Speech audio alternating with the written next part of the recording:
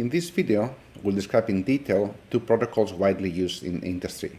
One is Modbus and the other one is DNP3. Modbus is a data communication protocol originally published by Modicon back in 1979, and they originally created for use with their own PLCs.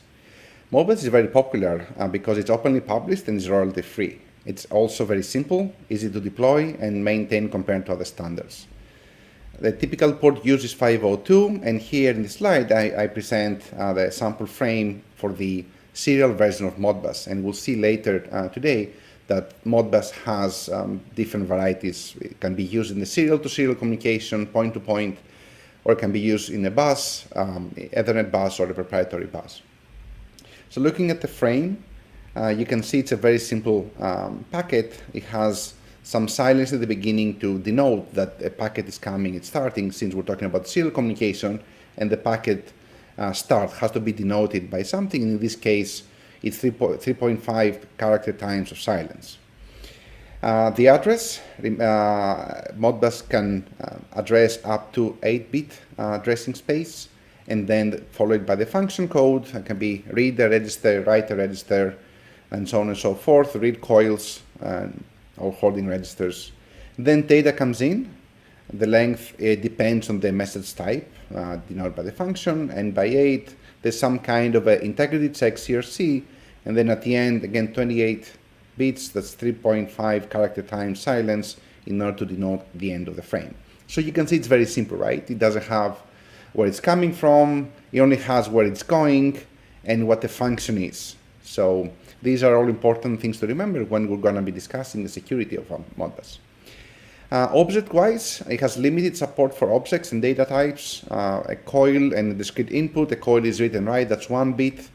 Discrete input is read only, 1 bit as well. An input register is a bit bigger, 16 bits read only again, and a holding register is has read-write access and 16 bits of size. So Modbus is simple and is very widely used, especially for its simplicity that allows it to be also very fast and is royalty free. At the same time, it has several limitations. For example, it has been designed in the 1970s. So the data types supporting are limited to the ones understood by PLCs at the time. So very basic integers and things that are very simple are supported by Modbus. The second thing is there's no standard way to find the description of a data object. So if you're looking at your holding register and it has a value, let's say 50, you cannot know, there's no standard way of knowing what this value is. There's no way you can transfer back and forth the data descriptor for a specific value.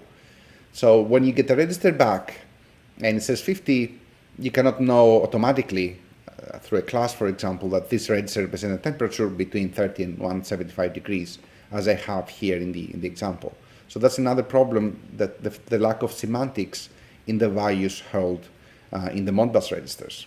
Since we're talking about the client-server protocol, that is a main client, then you have several servers that the client communicates to, and remember, client-server, the client initiates the request and the server responds.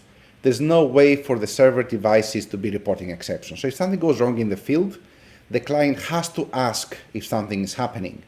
And in that case, this is creating some problems. For example, there's bandwidth being utilized and some network time being taken from other applications, that you keep polling your servers and see whether something has gone wrong.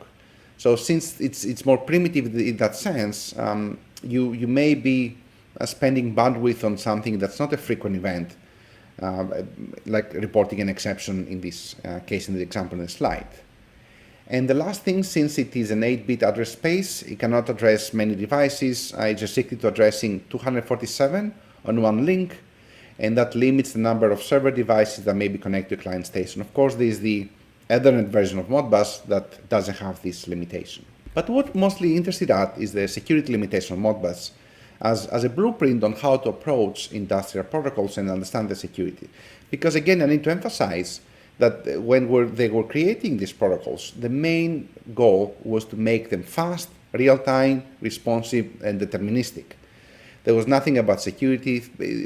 You wouldn't think that someone would attack, man-in-the-middle attacks, replay attacks. These were not a concern in the 70s and the 80s when these protocols were first defined. So in terms of confidentiality, as we said, there's nothing, there's no encryption. So there's nothing enforcing that nobody can see the data being transmitted. So if someone is looking at the bus or the serial communication, they can clearly see the Modbus packets going back and forth.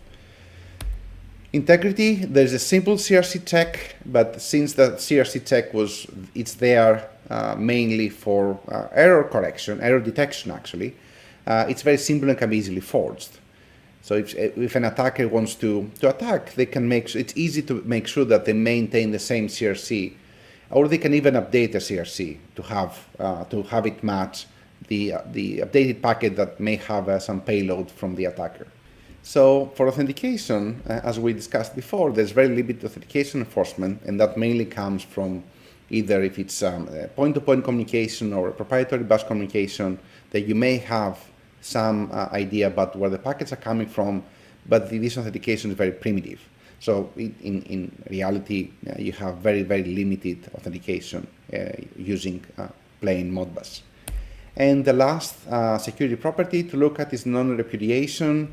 And in that case, again, since there's no encryption, there's no authentication, it's very easy to mount man-in-the-middle attacks. You intercept the packets going one way, you look at them, you change them, you send them to their destination, and there's no way with, again, plain Modbus that this can be detected and protected against. As an example of the weakness of Modbus in terms of how it stands with security, in security terms, in 2016, we worked on the finding vulnerabilities on the General Electric feeder management relay, and we found that through Modbus, you were able to take over the device in 3 steps. So here, the first step was to obtain the encrypted passcode through a Modbus query. So remember, Modbus has no authentication, so you can just ask a question and it will respond to you. And even though the administrative passcode in the device was encrypted, still it was part of one of the Modbus register. So you can ask the question, can you give me the encrypted passcode? It will return it to you, and then you will try to reverse engineer it. And that's step 2. Once you obtain the encrypted passcode, we managed to reverse engineer it because the algorithm used for encryption was a homebrew algorithm. It did not have, it had some issues like no IV, and some other problems we have described in detail in the CV reported at the NIST website. And the fact that not a standard hashing algorithm was used allowed us to reverse engineer the passcode. And then if you have the passcode, then you can have another query to the device with the decrypted passcode, the reversed passcode, and now you're an administrator, you can take over a device and change anything you want. You can change set points, you can cause tripping, you change the overcurrent, overvoltage limits, and again, anything that an administrator can do through a remote Modbus connection. And we worked closely with Z to patch the vulnerability, and shortly after, a new firmware was released addressing it, and that process took more than 1.5 years. In later classes, we'll see exactly vulnerability disclosure process, and we'll discuss in detail both how to responsibly disclose vulnerabilities, and we'll have a longer discussion about ethics of attacking and finding vulnerabilities in ICS devices. So Modbus, as I mentioned before, it has a few variants. One is the first one we saw, the Modbus RTU, that is the point-to-point, one-to-one. But there is a proprietary bus, as we saw before, like a field bus, like Modbus Plus. That's a proprietary bus protocol. And also there's the TCP/IP version of Modbus called Modbus TCP/IP. And the difference, so the Modbus Plus is proprietary, but the Modbus RTU and the Modbus TCP, they're very close to each other. The way to construct to construct the Modbus TCP/IP packet is you go back to the original packet for Modbus. Remember, there was an address it was going to, one of the 8-bit address, and it has its own CRC check. So this was a traditional Modbus serial frame, the Modbus RTU.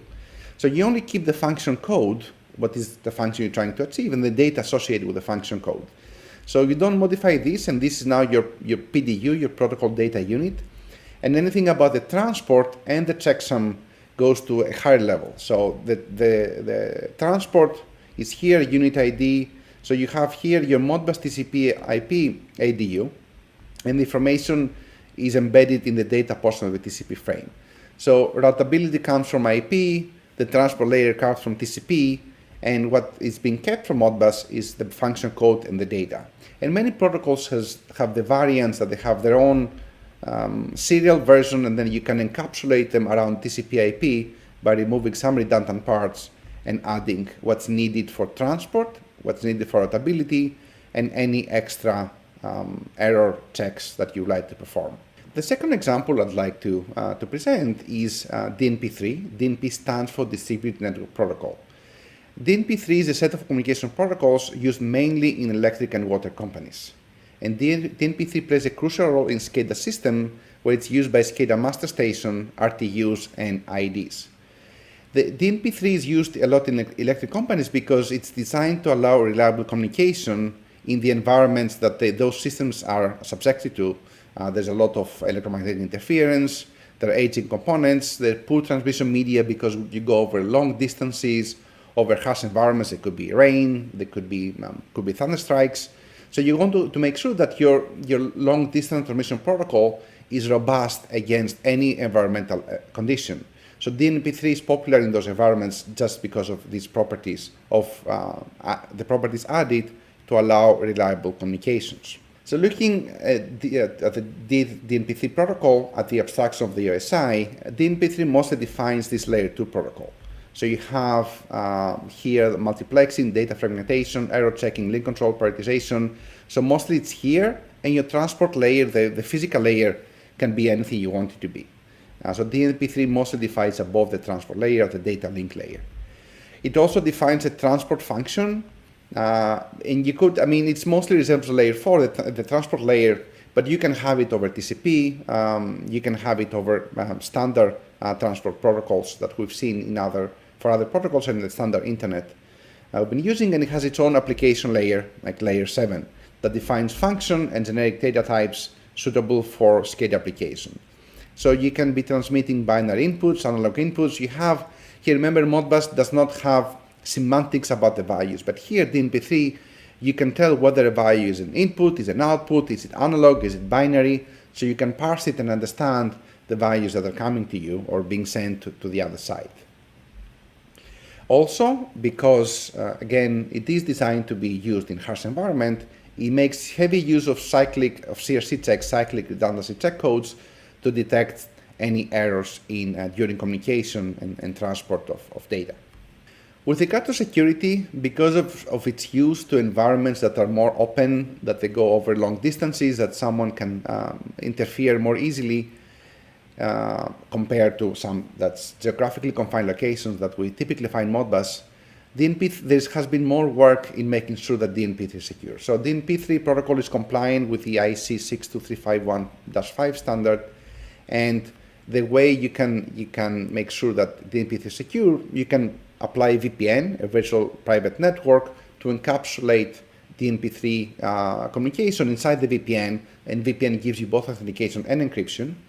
Or you can do this bumping the wire technique for serial communication. So bumping the wire, remember serial is point to point. So as the DNP packet leaves the first node, the first part of the communication, let's say the client, then it goes to another device where the device encrypts the packet and then sends it over to the other side in an encrypted fashion without affecting the DNP3 communication, where there's another part on the other side that will decrypt and then recreate the original DNP3 packet to be sent and then feed it to the server for communication.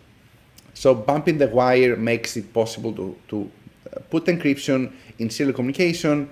A VPN is a more suitable solution when you have IP-based routing. So when you send things over the internet, or you're using TCP/IP in your internal network, your intranet, or any way you have structured your control network. DNP3 protocol is referenced in this IEEE standard 1379-2000 that recommends a set of best practices for implementing Modbus SCADA master RTU ID communication mix. And you can also, in the transport protocol, you can use DNP3 in accordance to, you can use it with TLS. TLS is described in 62531-3, and the TLS version of DNP3 gives you also secure transport. So a TLS version, it uses a different port from DNP3, but it gives you encryption in the transportation layer of the protocol. There are many more protocols. I just chose Modbus and DNP3 as examples, but and it gives you the basic idea. Some of them can be used in TCP/IP. Some of them they have variants. Some of them they implement their own physical and data link. Some of them only do data link. So depending on the protocol, every approach is slightly different. This graph shows the market shares from proprietary and the Ethernet-based. Remember, the Ethernet-based are slightly taking over the proprietary ones. So we see Ethernet IP is pretty popular. Profinet we saw before. There's Modbus 2. And on the proprietary side, Profibus, Modbus RTU, or other Fieldbus are popular protocols used in the industry according to the survey from HMS Networks.